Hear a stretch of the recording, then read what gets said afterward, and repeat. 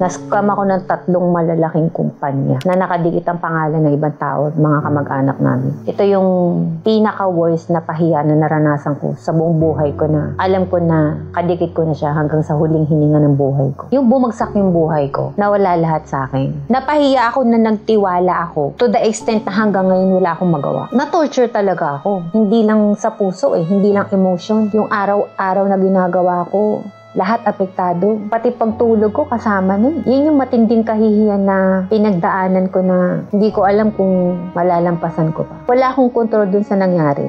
Pero ang pinaka-lesson na nakuha ko dito is isurrender mo lahat ng bagay na wala kang control. Pinagkatiwala ko yung hard-earned money ko, mga kaibigan ng ibang tao na malalapit sa'yo, sa kamay ng iba. And because of that, trust at relationship na ibinigay mo dun sa tao, na nasira niya, napahiya ako ng sobra. Kasi nandun yung pride nandun yung ego. Diba? Kasi dati, meron ako lahat, may connection, lahat, akala mo nagmamahal sa'yo, marami kang kaibigan.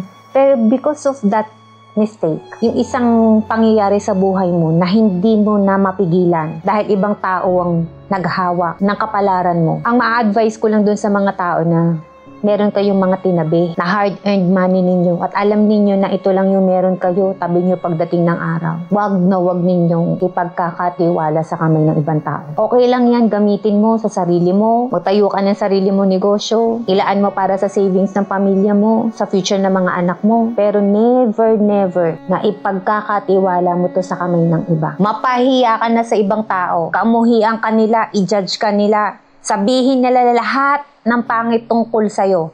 Pero ang huwag na huwag mong hahayaang mangyari, yung ikahiya mo ng sarili mo dahil may ginawa kang mali sa ibang tao.